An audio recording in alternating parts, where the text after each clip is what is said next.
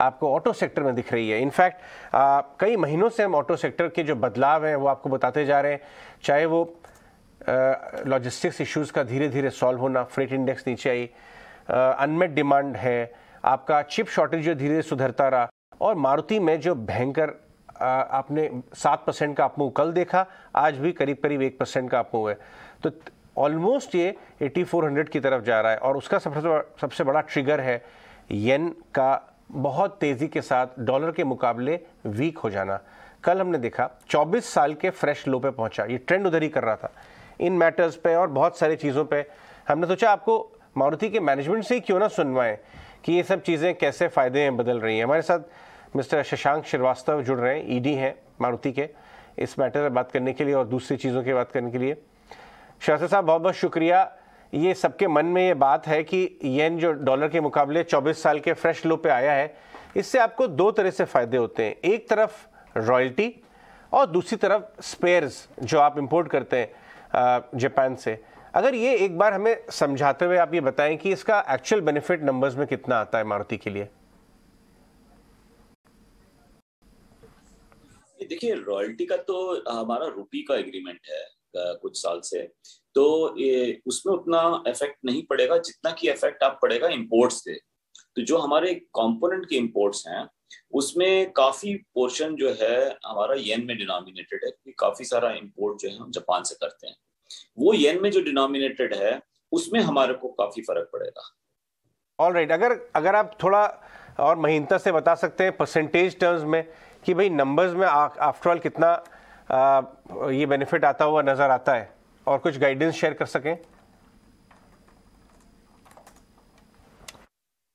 देखिए, बेनिफिट तो है। अगर आप देखें, रुपए डॉलर के मुकाबले में कम गिरा है, येन डॉलर के मुकाबले में काफी गिरा है, लिहाजा येन रुपए के मुकाबले भी गिरा हुआ है। तो इसलिए जो इंपोर्ट्स हैं वो सस्ते होते हैं, पर इसका सीधा फायदा प्रॉफिटेबिलिटी पे होता है। एग्जैक्टली कितना होता है वो मैं आपको इस समय नहीं बता पाऊंगा, because you know it is quite a complicated thing. कुछ हमारे टीयर 1 वेंडर हैं वो इंपोर्ट करते हैं, टीयर 2 करते हैं, टीयर 3 करते हैं, कुछ लैग के साथ करते हैं। लेकिन आगे आने वाले उसमें प्रोजेक्शन तो यही है कि ये एक बैंड में रुपी मूव करेगा डॉलर के खिलाफ। तो शायद अगर यही सिचुएशन बनी रहेगी तो हमारे को इस लिहाज से इंपोर्ट्स पे प्रॉफिटेबिलिटी के लिहाज से फायदा पहुंचेगा। शशांक सर, इस बार जो जून के नंबर्स आने वाले हैं, अलग अलग ना रिपोर्ट्स क्लेम कर रही हैं कि शायद 25% की ग्रोथ इस बार आ जाएगी, तो जरा आप हमको भी बता पाएंगे इस बार जून के सेल्स के नंबर कैसे रहेंगे?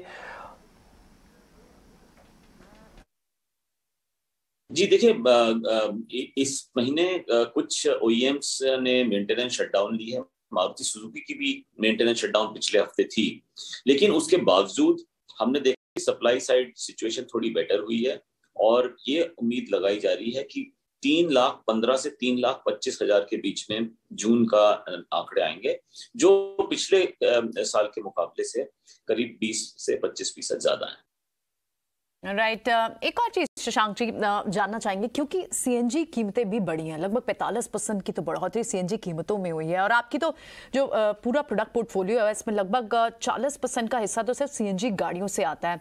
लेकिन क्या ये एक बड़ा रीजन भी रहा है, आपको डिमांड डिटर होती हुई दिखी है? क्या डिमांड पर इफेक्ट पड़ा है सीएनजी कीमतों की वजह से?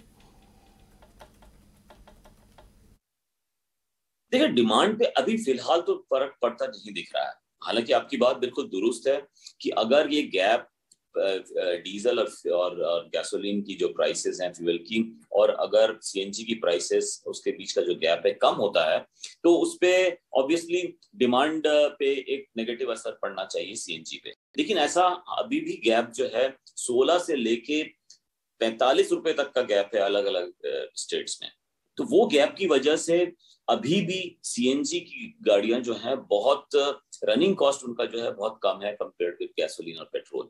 गैसोलीन और पेट्रोल की आज की कीमतें जो हैं 90 से 100 रुपए के बीच में के दरमियान जो अलग अलग सूबों में, उसके हिसाब से 5 रुपए से 5 रुपए 5.25 रुपए तक का जो है वो किलोमीटर रुपीस पर किलोमीटर की खर्चा आता है। जबकि सीएनजी में despite the increase in price it is still around 225 250 पैसे पर किलोमीटर। तो अभी भी काफी सेविंग है और यही देखने को मिला हमें कि इसकी डिमांड लगातार बनी हुई है, काफी वेटिंग चल रही है। इसकी वेटिंग गैसोलीन से ज्यादा है हमारे गाड़ियों में, और हमारा इस समय पूरा जो फोकस है वो ये है कि किस तरह से हम इस वेटिंग को कम करें और अपना प्रोडक्शन और बढ़ा सकें सीएनजी का। शशांक साहब, आपका एक कमेंट आया था, इससे काफी चर्चा हुई, आपने ये इसकी तरफ इंडिकेट किया था कि जो बैटरी का इशू है, बैटरी की टेक्नोलॉजी अभी भी भारत में ये आपके ईवी बैटरी की टेक्नोलॉजी अभी भी बहुत ज़्यादा हम सेल्फ सफिशिएंट नहीं है, आत्मनिर्भर नहीं है, और इसलिए शायद कहीं ना कहीं ईवी स्ट्रेटजी को इम्प्लीमेंट करके बहुत ज़्यादा ग्रो करने में थोड़ी दिक्कतें आ रही हैं।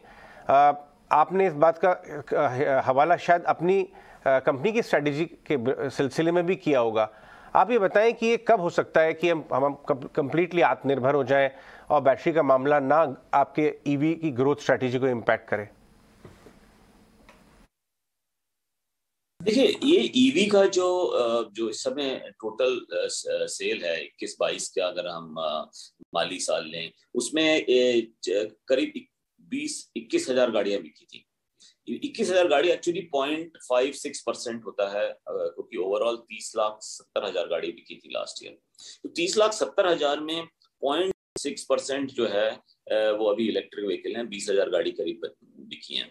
तो सेगमेंट अभी बड़ा नहीं है, और यही हम कह रहे हैं कि इस सेगमेंट को बड़ा करने के लिए और कस्टमर्स का रुझान जो है और बढ़ाने के लिए इस तरफ हमारे को दो बड़ी चीजें जो हैं वो हमें सॉल्व करनी पड़ेंगी।